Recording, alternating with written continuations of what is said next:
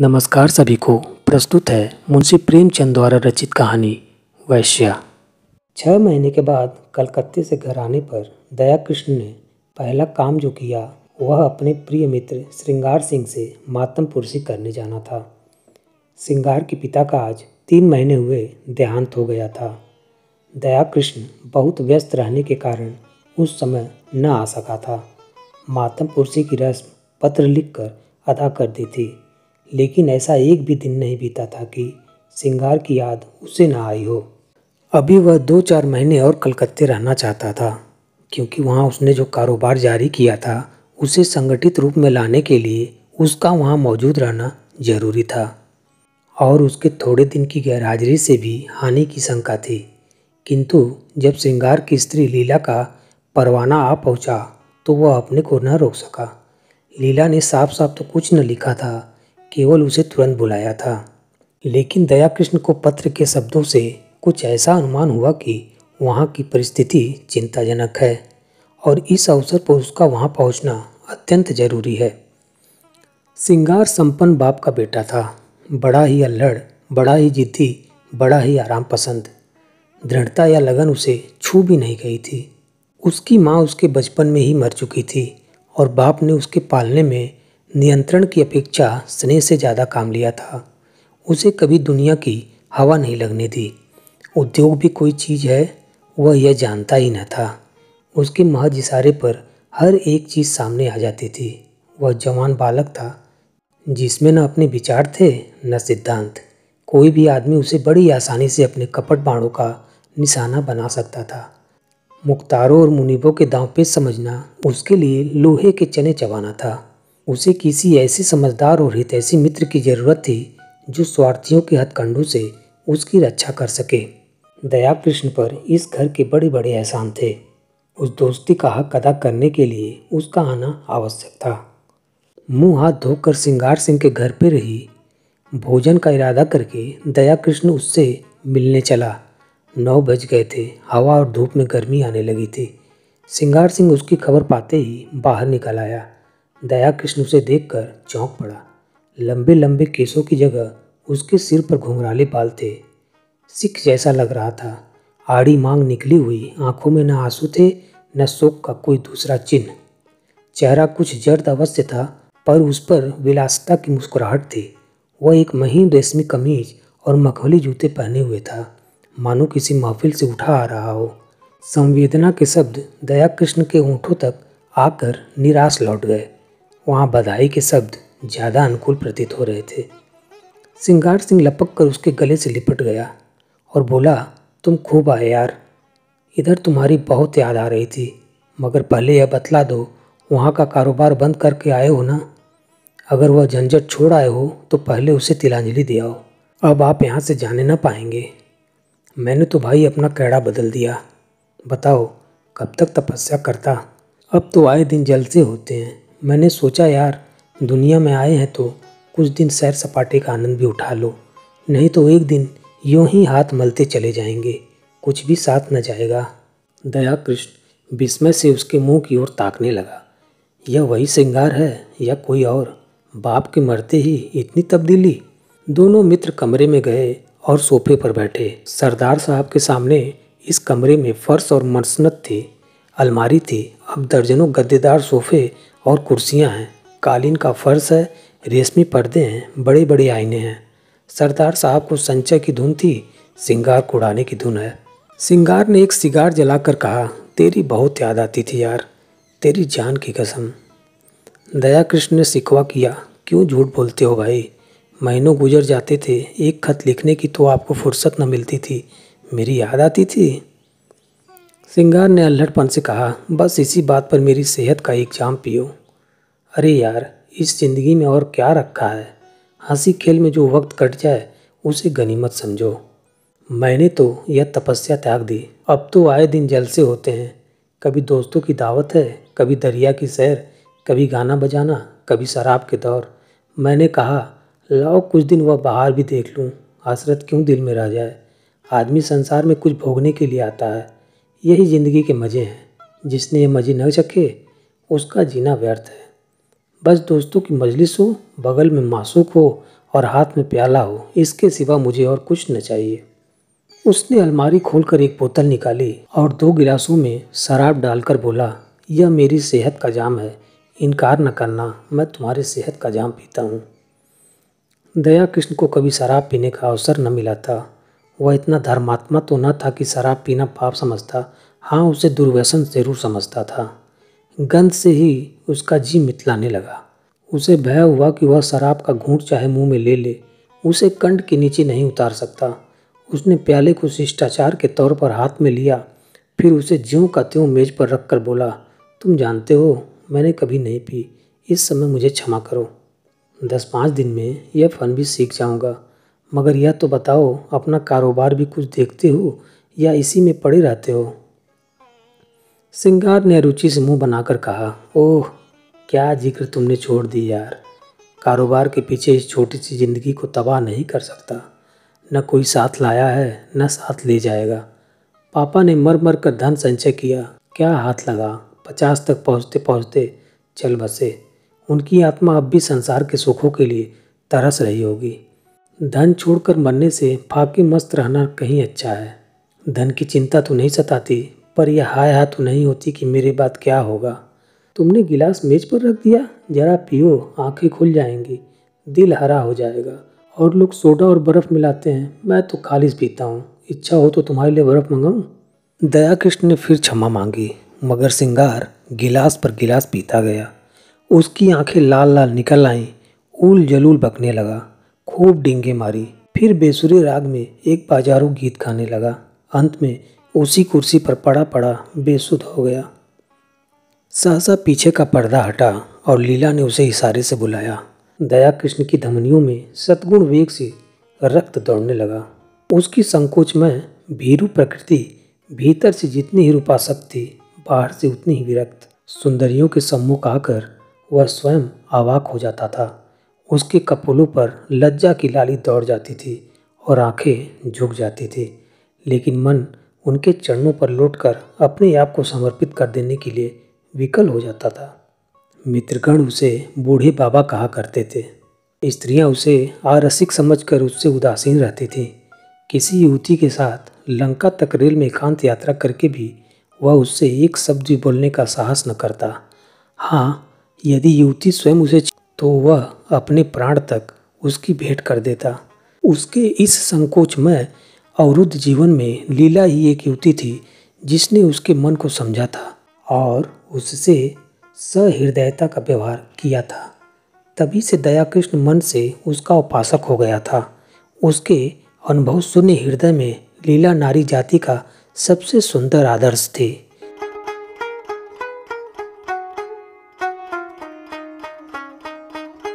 उसकी प्यासी आत्मा को शरबत या लेमनेड की उतनी इच्छा न थी जितना ठंडे मीठे पानी की। लीला में रूप है, लावण्य है, सुकुमारता है, इन बातों की ओर उसका ध्यान न था।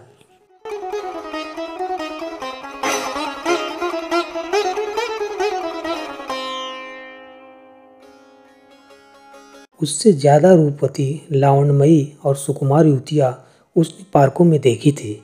लीला में सहृदयता है, विचार है, दया है, इन्हीं तत्वों की ओर उसका आकर्षण था।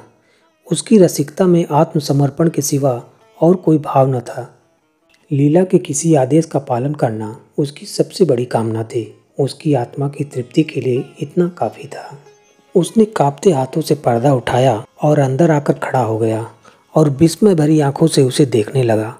उसने लीला को यहाँ न देखा होता तो पहचान भी न सकता। वह रूप, यौवन और विकास की देवी इस तरह मुरझा गई थी जैसे किसी ने उसके प्राणों को चूस कर निकाल लिया हो। करुण स्वर में बोला, यह तुम्हारा क्या हाल है लीला, बीमार हो क्या? मुझे सूचना तक न दी। लीला मुस्कुरा कर बोली, तुमसे मतलब? मैं बीमार हूँ या अच्छी हूँ तुम्हारी बला से। तुम तो अपने सैर सपाटे करते रहे, 6 महीने के बाद जब आपको याद आई है तो पूछते हो बीमार हो। मैं उस रोग से ग्रस्त हूँ जो प्राण लेकर ही छोड़ता है। तुमने इन महाशय की हालत देखी? उनका यह रंग देखकर मेरे दिल पर क्या गुजरती है, यह क्या मैं अपने मुंह से कहूँ तभी समझोगे?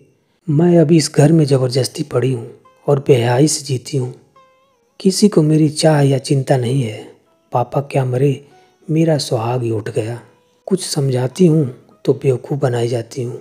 रात रात भर न जाने कहाँ गायब रहते हैं। जब देखो नशे में मस्त। अब तो घर में नहीं आते कि दो बातें कर लूँ। अगर इनके यही ढंग रहे तो साल 2 साल में रोटियों के मोहताज हो जाएंगे। दया ने पूछा, यह लत इन्हें कैसे पड़ गई? ये बात तो इनमें न थी। लीला ने व्यथित स्वर में कहा, रुपए की बलिहारी है और क्या। इसीलिए तो बूढ़े मर मर के कमाते हैं और मरने के बाद लड़कों के लिए छोड़ जाते हैं। अपने मन में समझते होंगे कि हम लड़कों के लिए बैठने का ठिकाना किए जाते हैं। मैं कहती हूँ तुम उनके सर्वनाश का सामान किए जाते हो, उनके लिए जहर बोए जाते हो। पापा ने लाखों रुपयों की संपत्ति न छोड़ी होती तो आज ये महाशय किसी काम में लगे होते। कुछ घर की चिंता होती, कुछ जिम्मेदारी होती, नहीं तो बैंक से रुपए निकाले और उड़ाए। अगर मुझे विश्वास होता कि संपत्ति समाप्त करके वह सीधे मार्ग पर आ जाएंगे तो मुझे जरा भी दुख न होता। पर मुझे तो यह भय है कि ऐसे लोग फिर किसी काम के नहीं रहते, या तो जेल खाने में मरते हैं या अनाथालय में। आपकी एक वैश्या से आसनाई है, माधुरी नाम है, और वह इन्हें उल्टे छुरे से मूट रही है जैसा उसका धर्म है। आपको यह खप्त हो गया है कि वह मुझ पर जान देती है। उससे विवाह का प्रस्ताव भी किया जा चुका है। मालूम नहीं उसने क्या जवाब दिया। कई बार जी में आया कि जब यहाँ किसी से कोई नाता ही नहीं है तो अपने घर चली जाऊँ, लेकिन डरती हूँ कि अब तो यह और भी स्वतंत्र हो जाएंगे। मुझे किसी पर विश्वास है तो वह तुम हो, इसलिए तुम्हें बुलाया था कि शायद तुम्हारे समझाने बुझाने का कुछ असर हो। अगर तुम भी असफल हुए तो मैं एक क्षण न रहूँगी। भोजन तैयार है, चलो कुछ खा लो। दया कृष्ण ने श्रृंगार सिंह की ओर संकेत करके कहा, और यह तो अब कहीं 2-3 बजे तक जीतेंगे, बुरा न मानेंगे। मैं अब इन बातों की परवाह नहीं करती। मैंने तो निश्चय कर लिया है कि अगर मुझे कभी आंखें दिखाई तो मैं इन्हें मजा चखा दूंगी। मेरे पिताजी फौज में सूबेदार मेजर हैं, मेरी देह में उनका रक्त है। लीला की मुद्रा उत्तेजित हो गई। विद्रोह की वह आग जो महीनों से पड़ी सुलग रही थी, प्रचंड हो उठी। उसने उसी लहजे में कहा, मेरी इस घर में इतनी सासत हुई है, इतना अपमान हुआ है और हो रहा है कि मैं उसका किसी तरह भी प्रतिकार करके आत्मग्लानि का अनुभव न करूंगी। मैंने पापा से अपना हाल छिपा रखा है। आज लिख दूं तो इनकी सारी मसीखत उतर जाए। नारी होने का दंड भोग रही हूँ, लेकिन नारी के धैर्य की भी सीमा है। दया कृष्ण सुकुमारी का वह तमतमाया हुआ चेहरा, वे जलती हुई आंखें, वह कांपते हुए ऊँट देखकर कांप उठा। उसकी दशा उस आदमी की सी हो गई जो किसी को दर्द से तड़पते देखकर वैद्य को बुलाने दौड़े। आर्द्र कंठ से बोला, इस समय मुझे क्षमा करो लीला, फिर कभी तुम्हारा निमंत्रण स्वीकार करूंगा। तुम्हें अपनी ओर से इतना ही विश्वास दिलाता हूँ कि मुझे अपना सेवक समझती रहना। मुझे न मालूम था कि तुम्हें इतना कष्ट है, नहीं तो शायद अब तक मैंने कुछ युक्ति सोची होती। मेरा यह शरीर तुम्हारे किस काम आए, इससे बढ़कर सौभाग्य की बात मेरे लिए और क्या होगी। दया कृष्ण वहाँ से चला तो उसके मन में इतना उल्लास भरा हुआ था मानो विमान पर बैठा हुआ स्वर्ग की ओर जा रहा है।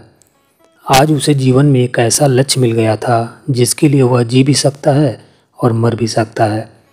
वह एक महिला का विश्वास पात्र हो गया था। इस रत्न को वह अपने हाथ से कभी न जाने देगा, चाहे उसकी जान ही क्यों न चली जाए। 1 महीना गुजर गया।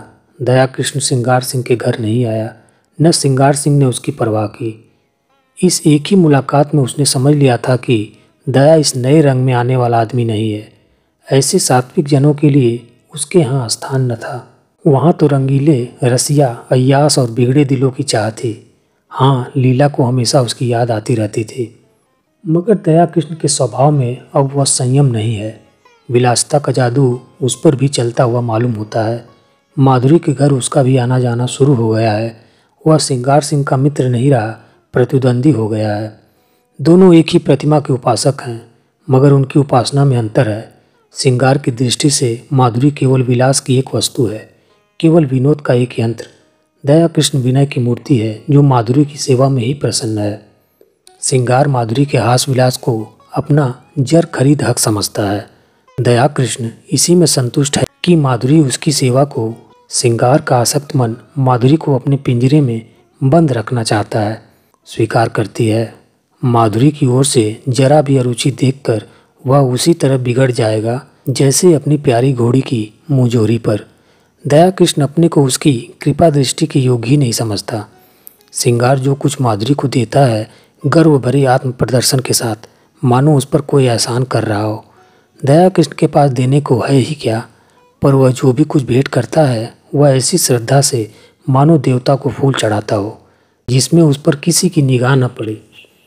दया कृष्ण निर्लिप्त भाव से उसकी स्वच्छंद क्रीड़ा का आनंद उठाता है, मानो उस पर अपनी आत्मा को समर्पण कर देना चाहता हो। माधुरी को अब तक जितने आदमियों से साबिका पड़ा था वे सब श्रृंगार सिंह की ही भांति कामुकी, ईर्ष्यालु, दंभी और कोमल भाव से शून्य थे, रूप को भोगने की वस्तु समझने वाले। दया कृष्ण उन सबों से अलग था, सहृदयी, भद्र और सेवाशील। माधुरी को अब अपने जीवन में कोई ऐसा पदार्थ मिल गया है जिसे वह बड़ी एहतियात से संभाल कर रखना चाहती है। जड़ाऊ गहने अब उसकी आंखों में उतने मूल्यवान नहीं रहे जितनी वह फकीर की दी हुई ताबीज। जड़ाऊ गहने हमेशा मिलेंगे, यह ताबीज खो गई तो फिर शायद कभी हाथ आए। जड़ाऊ गहने केवल उसकी विलास प्रवृत्ति को उत्तेजित करते हैं, पर इस ताबीज में कोई दैवी शक्ति है जो न जाने कैसे उसमें सद अनुराग और परिष्कार भावना को जगाती है। दया कृष्ण कभी प्रेम प्रदर्शन नहीं करता, अपनी विरह व्यथा के राग नहीं अलापता, पर माधुरी को उस पर पूरा विश्वास है। श्रृंगार सिंह के प्रलाप में उसे बनावट और दिखावे का आभास होता है। वह चाहती है यह जल्द यहाँ से टले, लेकिन दया कृष्ण के संयत भाषण में उसे गहराई तथा गंभीर्य और गुरुत्व का आभास होता है। अब तक वह दूसरों के भोग की वस्तु थी, अब कम से कम एक प्राणी की दृष्टि में वह आदर और प्रेम की वस्तु है। औरों की वह प्रेमिका है, लेकिन दया कृष्ण की आशिक, जिसके कदमों की हाट पाकर उसके अंदर एक तूफान उठने लगता है। उसके जीवन में यह नई अनुभूति है। श्रृंगार सिंह को जब से दया कृष्ण के इस प्रेम अभिनय की सूचना मिली है वह उसके खून का प्यासा हो गया है, ईर्ष्या अग्नि से फूका जा रहा है। उसने दया कृष्ण के पीछे कई सौदे लगा रखे हैं कि वे उसे जहाँ पाएं उसका काम तमाम कर दे। वह खुद पिस्तौल लिए उसकी टोह में रहता है। दया कृष्ण इस खतरे को समझता है, जानता है। अपने नियत समय पर माधुरी के पास बिना नागा आ जाता है। मालूम होता है उसे अपनी जान का कुछ मोह ही नहीं है। सौदे उसे देखकर क्यों कतरा जाते हैं, मौका पाकर भी क्यों उस पर वार नहीं करते, इसका रहस्य वह नहीं समझता। एक दिन माधुरी ने उससे कहा, कृष्ण जी तुम यहाँ ना आया करो, तुम्हें तो पता नहीं है पर यहाँ तुम्हारे 20 दुश्मन हैं। मैं डरती हूँ कि किसी दिन कोई बात न हो जाए। शिशिर की तुषार मंडित संध्या थी। माधुरी एक कश्मीरी साल ओढ़े अंगीठी के सामने बैठी हुई थी।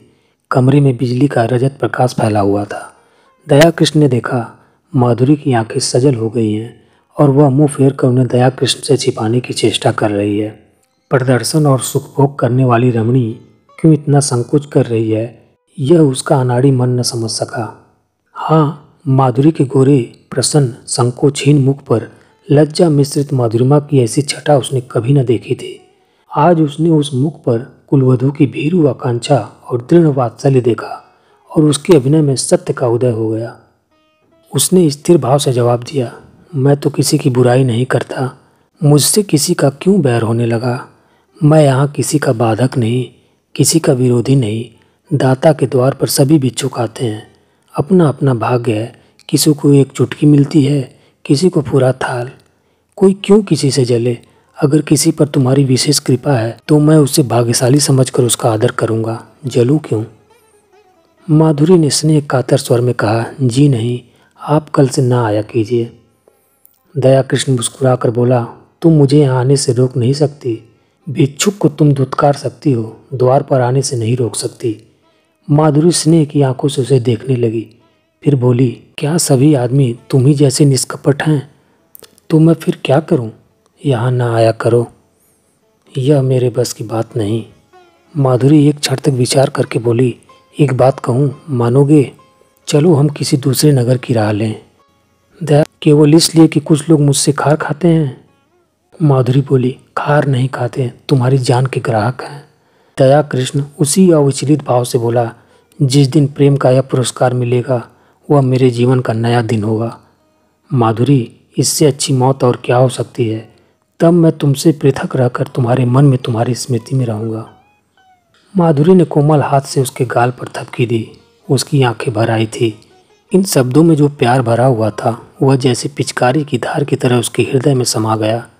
ऐसी विकल वेदना, ऐसा नशा, इसे वह क्या कहे। उसने करुण स्वर में कहा, ऐसी बातें न किया करो कृष्ण, नहीं तो मैं सच कहती हूँ, एक दिन जहर खाकर तुम्हारे चरणों में सो जाऊंगी। तुम्हारे इन शब्दों में न जाने क्या जादू था कि मैं जैसे फूंक उठी। अब आप खुदा के लिए यहाँ ना आया कीजिए, नहीं तो देख लेना मैं एक दिन प्राण दे दूंगी।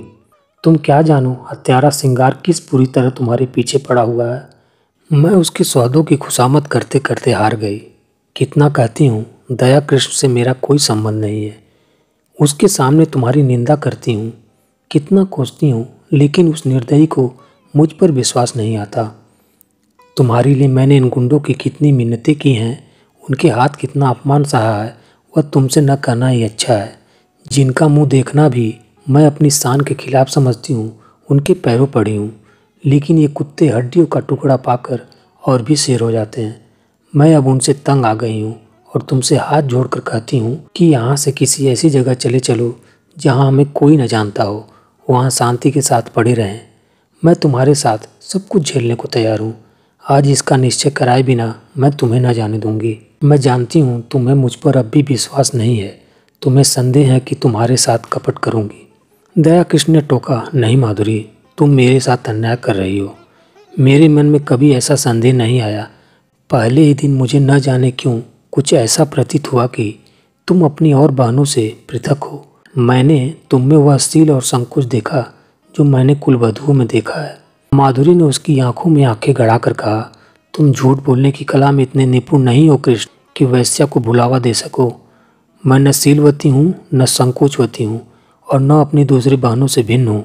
मैं वैश्या हूँ, उतनी ही कलुषित, उतनी ही विलासांत, उतनी ही मायाविनी जितनी मेरी दूसरी बहनें, बल्कि उनसे कुछ ज़्यादा। न तुम अन्य पुरुषों की तरह मेरे पास विनोद और वासना तृप्ति के लिए आए थे, न ही महीनों आते रहने पर भी तुम यूं अलिप्त न रहते। तुमने कभी डींग न मारी, मुझे धन का प्रलोभन न दिया। मैंने भी कभी तुमसे धन की आशा नहीं की। तुमने अपनी वास्तविक स्थिति मुझसे कह दी, फिर भी मैंने तुम्हें एक नहीं अनेक ऐसे अवसर दिए कि कोई दूसरा आदमी उन्हें न छोड़ता, लेकिन तुम्हें मैं अपने पंजे में न ला सकी। तुम चाहे और जिस इरादे से आए हो, भोग की इच्छा से नहीं आए। अगर मैं तुम्हें इतना नीच, इतना हृदयहीन, इतना विलासांत समझती तो इस तरह तुम्हारे नाज न उठाती। तुम्हें नहीं पा सकती। तुम जितने सज्जन हो उतने ही कठोर हो। फिर मैं भी तुम्हारे साथ मित्र भाव रखने लगी। समझ लिया मेरी परीक्षा हो रही है। जब तक इस परीक्षा में सफल न हो जाऊं, यह कहते हुए माधुरी ने दया कृष्ण का हाथ पकड़ लिया और अनुराग और समर्पण भरी चितवनों से उसे देखकर बोली, सच बताओ कृष्ण, तुम मुझ पे क्या देखकर आकर्षित हुए थे? देखो, बहानेबाजी न करना, तुम रूप पर मुग्धा होने वाले आदमी नहीं हो, मैं कसम खा सकती हूँ। दया कृष्ण ने संकट में पड़कर कहा, रूप इतनी तुच्छ वस्तु नहीं है माधुरी, वह मन का आईना है। यहाँ मुझसे रूपवान स्त्रियों की कमी नहीं है। यह तो अपनी अपनी निगाह है, मेरे पूर्व संस्कार रहे होंगे। माधुरी ने भौवें सिकोड़कर कहा, तुम फिर झूठ बोल रहे हो, चेहरा कह देता है। दया कृष्ण ने परास्त होकर पूछा, पूछ कर क्या करोगी माधुरी? मैं डरता हूँ कहीं तुम मुझसे घृणा न करने लगो।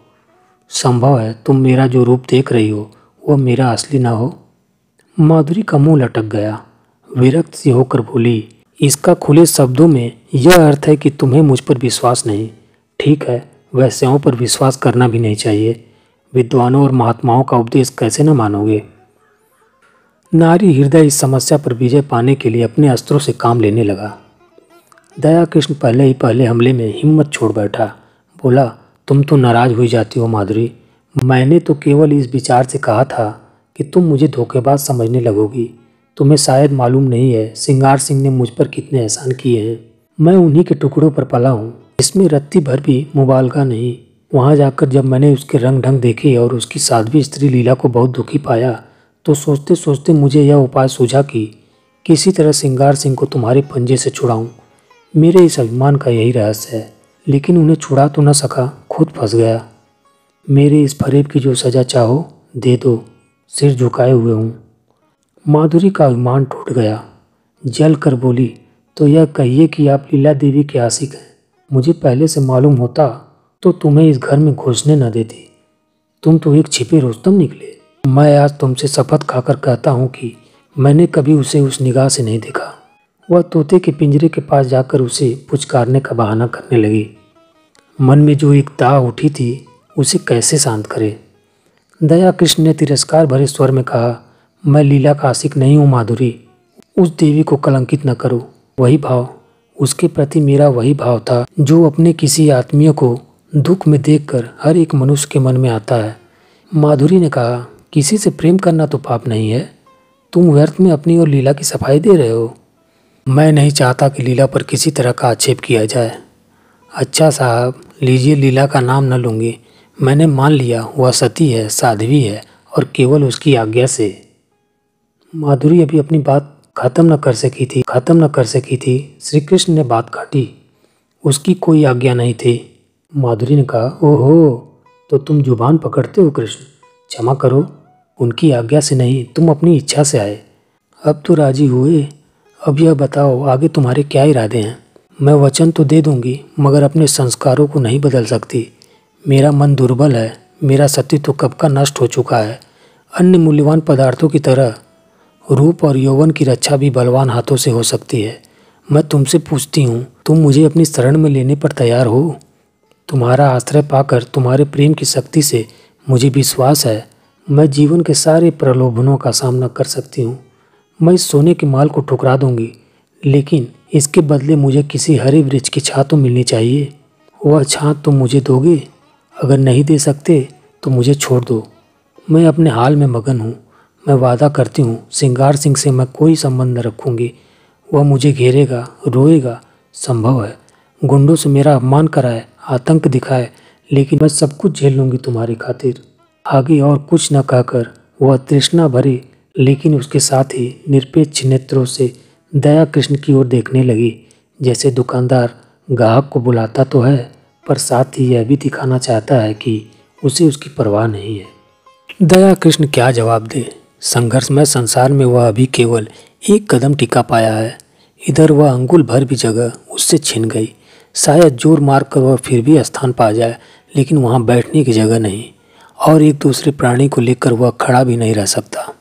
अगर मान लिया जाए कि अदम्य उद्योग से दोनों के लिए स्थान निकाल लेगा तो आत्मसम्मान को कहाँ ले जाए? संसार क्या कहेगा? लीला क्या फिर उसका मुंह देखना चाहेगी? श्रृंगार से वह फिर भी आंखें मिला सकेगी? यह भी छोड़ो। लीला अगर उसे पति समझती है, समझे। श्रृंगार अगर उसे जलता है तो जले, उसे इसकी परवाह नहीं। लेकिन अपने मन को क्या करे?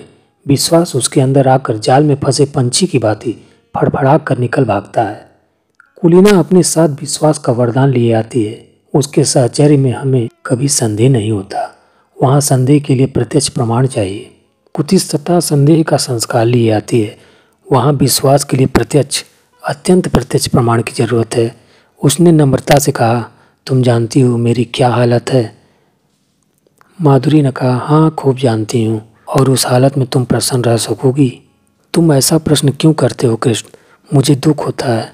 तुम्हारे मन में जो संदेह है वह मैं जानती हूँ, समझती हूँ। मुझे भ्रम हुआ था कि तुमने मुझे जान लिया है, समझ लिया है। अब मालूम हुआ मैं धोखे में थी। वह उठकर वहाँ से जाने लगी। दया कृष्ण ने उसका हाथ पकड़ लिया और प्रार्थी भाव से बोला, तुम मेरे साथ अन्याय कर रही हो माधुरी। मैं सत्य कहता हूँ, ऐसी कोई बात नहीं। माधुरी ने खड़े खड़े विरक्त मन से कहा, तुम झूठ बोल रहे हो, बिल्कुल झूठ।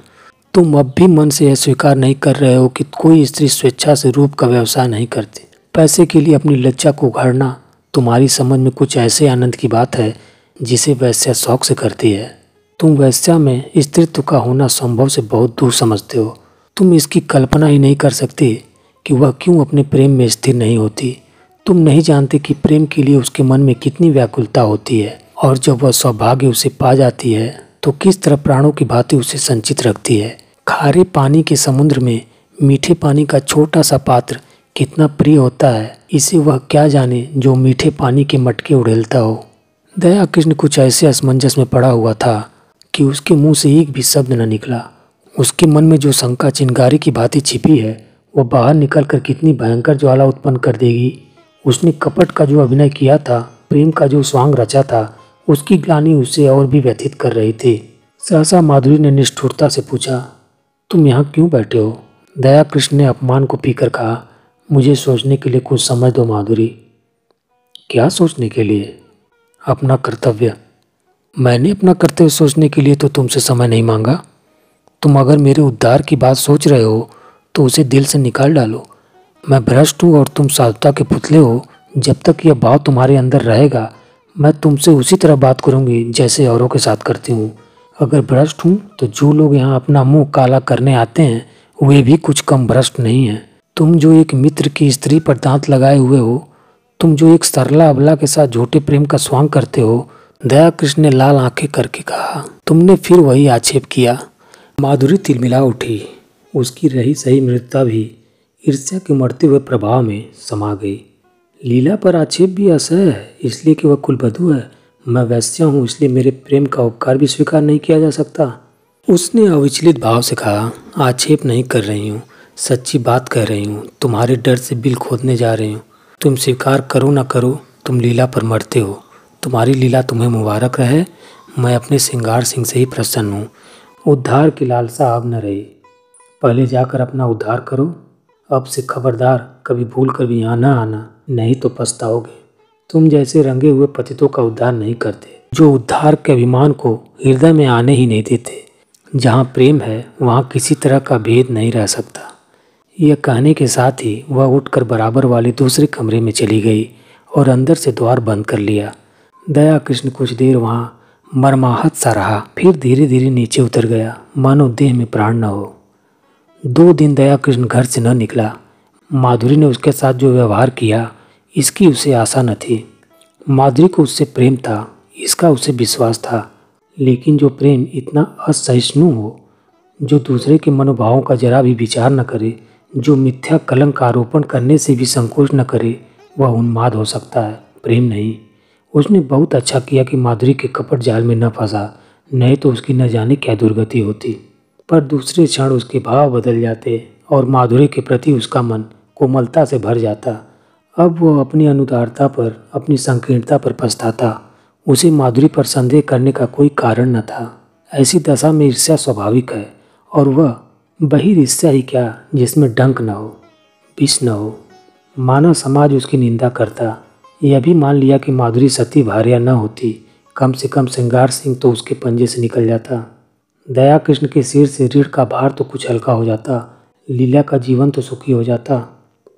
सहसा किसी ने द्वार खटखटाया। उसने द्वार खोला तो श्रृंगार सिंह सामने खड़ा था, बाल बिखरे हुए, कुछ अस्त व्यस्त। दया कृष्ण ने हाथ मिलाते हुए कहा, क्या पाँव पाँव ही आ रहे हो? मुझे क्यों न बुला लिया? श्रृंगार ने उसे चुभती हुई आंखों से देखकर कहा, मैं तुमसे यह पूछने आया हूँ कि माधुरी कहाँ है? अवश्य तुम्हारे घर में होगी। क्यों? अपने घर पे होगी, मुझे क्या खबर? मेरे घर क्यों आने लगी? इन बहानों से काम न चलेगा, समझ गए? मैं कहता हूँ मैं तुम्हारा खून पी जाऊँगा, वरना ठीक ठीक बता दो वह कहाँ गई। मैं बिल्कुल कुछ नहीं जानता, तुम्हें विश्वास दिलाता हूँ। मैं तो 2 दिन से घर से निकला ही नहीं। श्रृंगार बोलता है, रात को मैं उसके पास था, सवेरे मुझे उसका यह पत्र मिला। मैं उसी वक्त दौड़ा हुआ उसके घर गया। वहाँ उसका पता न था। नौकरों से इतना मालूम हुआ तांगे पर बैठकर कहीं गई है। कहाँ गई है यह किसी को नहीं पता था। मुझे शक हुआ यहाँ आई होगी। जब तक तुम्हारे घर की तलाशी न ले लूँगा मुझे चैन न आएगा। उसने मकान का एक एक कोना देखा, तख्त के नीचे, अलमारी के पीछे, तब निराश होकर बोला, बड़ी बेवफा और मक्कार औरत है, जरा इस खत को तो पढ़ो। दोनों फर्श पर बैठ गए। दया कृष्ण ने पत्र को लेकर पढ़ना शुरू किया। सरदार साहब, मैं आज कुछ दिनों के लिए यहाँ से जा रही हूँ। कब लौटूंगी कुछ नहीं जानती, कहाँ जा रही हूँ यह भी नहीं जानती। जा इसलिए रही हूँ कि इस बेशर्मी और बेहयाई की ज़िंदगी से मुझे घृणा हो रही है, और घृणा हो रही है उन लंपटों से जिनके कुतिस विलास का मैं खिलौना थी, और जिनमें तुम मुख्य हो। तुम महीनों से मुझ पर सोने और रेशम की वर्षा कर रहे थे, मगर मैं तुमसे पूछती हूँ, उससे लाख गुने सोने और 10 लाख गुने रेशम पर भी तुम अपनी बहन या स्त्री को इस रूप में बाजार में बैठने दोगे? कभी नहीं। उन देवियों में कोई ऐसी वस्तु है जिसे तुम संसार भर की दौलत से भी मूल्यवान समझते हो, लेकिन जब तुम शराब के नशे में चूर अपने एक एक अंग में काम का उन्माद भरे आते थे, तो तुम्हें कभी ध्यान आता था कि तुम उसी अमूल्य वस्तु को किस निर्दयता के साथ पैरों से कुचल रहे हो? कभी ध्यान आता था कि अपनी कुल देवियों को इस अवस्था में देखकर तुम्हें कितना दुख होता? कभी नहीं। यह उन गीदड़ों और गिद्धों की मनोवृत्ति है जो किसी लाश को देखकर चारों ओर से जमा हो जाते हैं और उसे नोच नोच कर खाते हैं। यह समझ रखो, नारी अपना बस रहते हुए कभी पैसों के लिए अपने को समर्पित नहीं करती। यदि वह ऐसा कर रही है तो समझ लो कि उसके लिए और कोई आश्रय और कोई आधार नहीं है। और पुरुष इतना निर्लज है कि उसकी दुर्वस्था से अपनी वासना तृप्त करता है, और इसके साथ ही इतना निर्दयी है कि उसके माथे पर पतिता का कलंक लगाकर उसी दुर्वस्था में मरते देखना चाहता है। क्या वह नारी है? क्या नारीत्व के पवित्र मंदिर में उसका स्थान नहीं है? लेकिन तुम उसे उस मंदिर में घुसने नहीं देते। उसके स्पर्श से मंदिर की प्रतिमा भ्रष्ट हो जाएगी। खैर, पुरुष समाज जितना अत्याचार चाहे कर ले, हम असहाय हैं, आत्म अभिमान को भूल बैठी हैं। लेकिन सहसा श्रृंगार सिंह ने उसके हाथ से वह पत्र छीन लिया और जेब में रखता हुआ बोला, क्या बड़ी गौर से पढ़ रहे हो? कोई नई बात नहीं, सब कुछ वही है जो तुमने सिखाया है। वही करने तो तुम जाते थे वहाँ। मैं कहता हूँ, तुम्हें मुझसे इतनी जलन क्यों हो गई? मैंने तो तुम्हारे साथ कोई बुराई न की थी। इस साल भर में मैंने माधुरी पर 10,000 से कम न रुपए फूके होंगे। घर में जो कुछ मूल्यवान था वह मैंने उसके चरणों में चढ़ा दिया, और आज उसे साहस हो रहा है कि वह हमारी कुल देवियों की बराबरी करे। यह सब तुम्हारा प्रसाद है। 70 चूहे खा के बिल्ली हज को चली। कितनी बेवफा जात है, ऐसों को तो गोली मार दे।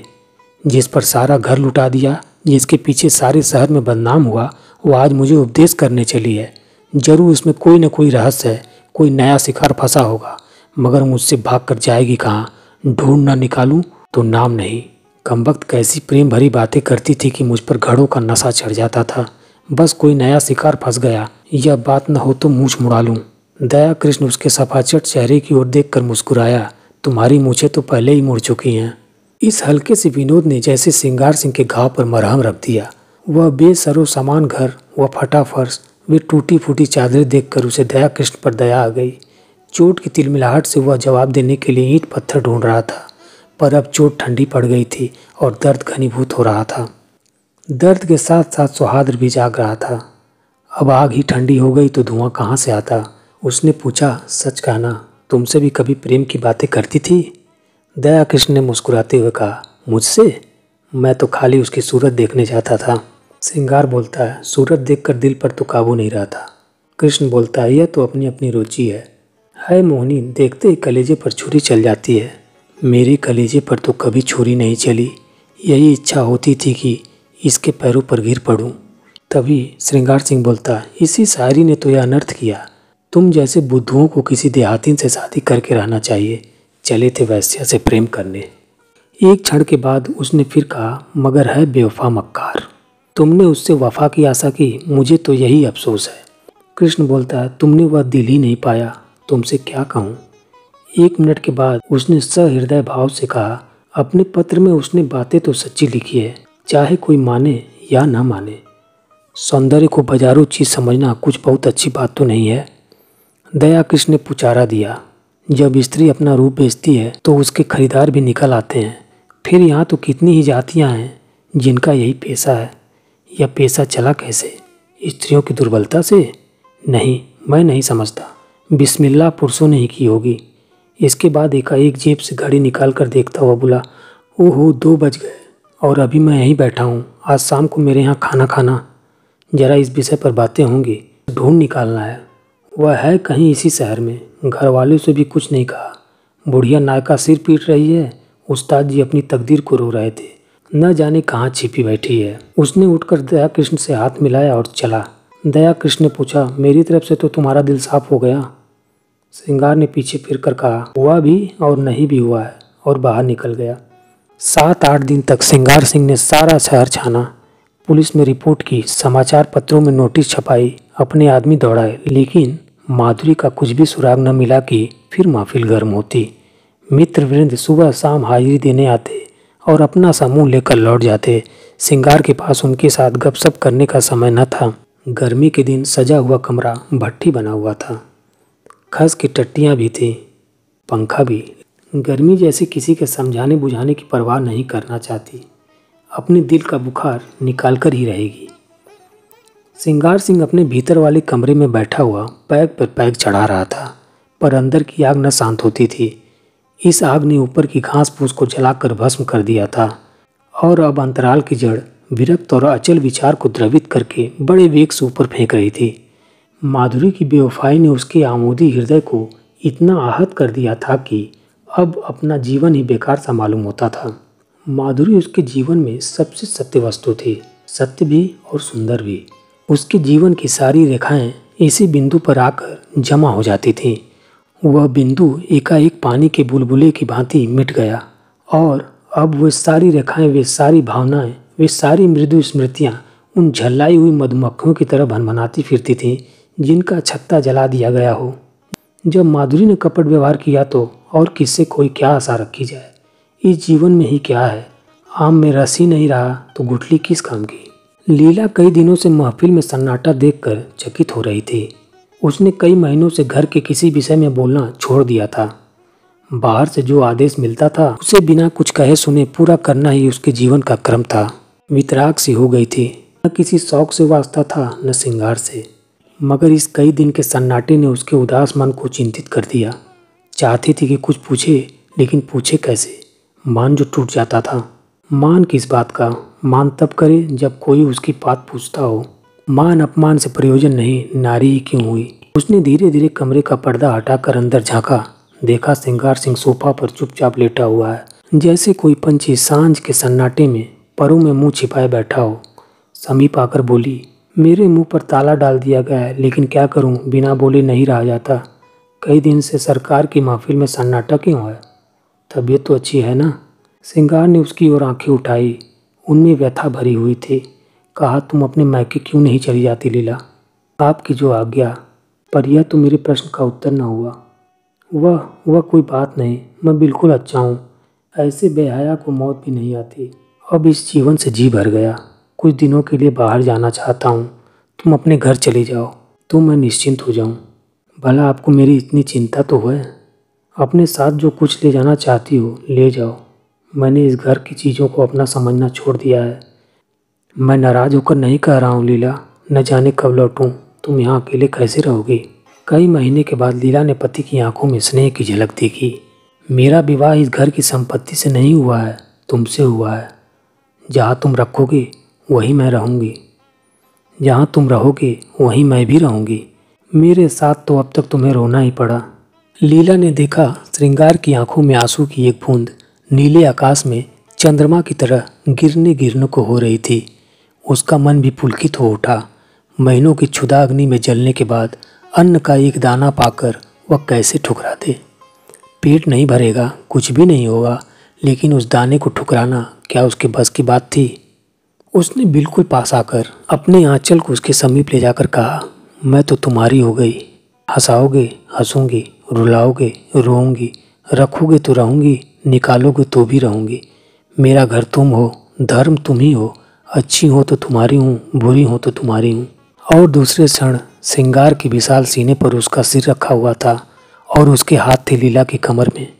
दोनों के मुख पर हर्ष की लाली थी, आंखों में हर्ष के आंसू और मन में एक ऐसा तूफान जो उन्हें न जाने कहाँ उड़ा ले जाएगा। एक क्षण के बाद श्रृंगार ने कहा, तुमने कुछ सुना? माधुरी भाग गई और पगला दया कृष्ण उसकी खोज में निकला। लीला को विश्वास न आया। दया कृष्ण? हाँ जी, जिस दिन वह भागी है उसके दूसरे ही दिन वह भी चल दिया। वह तो ऐसा नहीं है। और माधुरी क्यों भागी? दोनों में प्रेम हो गया था। माधुरी उसके साथ रहना चाहती थी, वह राजी न हुआ। लीला ने एक लंबी सांस ली।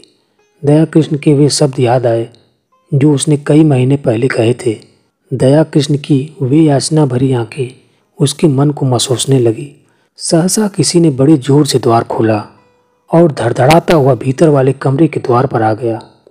श्रृंगार ने चकित होकर कहा, अरे तुम्हारी क्या हालत है कृष्णा? किधर से आ रहे हो? दया कृष्ण की आंखें लाल थी, सिर और मुंह पर गर्द जमी हुई, चेहरे पर घबराहट, जैसे कोई दीवाना हो। उसने चिल्लाकर कहा, तुमने सुना? माधुरी इस संसार में नहीं रही। और दोनों हाथों से सिर पीट पीट कर रोने लगा, मानो हृदय और प्राणों को आंखों से बहा देगा। धन्यवाद दोस्तों। प्रेमचंद द्वारा रचित कहानी वैश्या यहीं पर समाप्त होती है।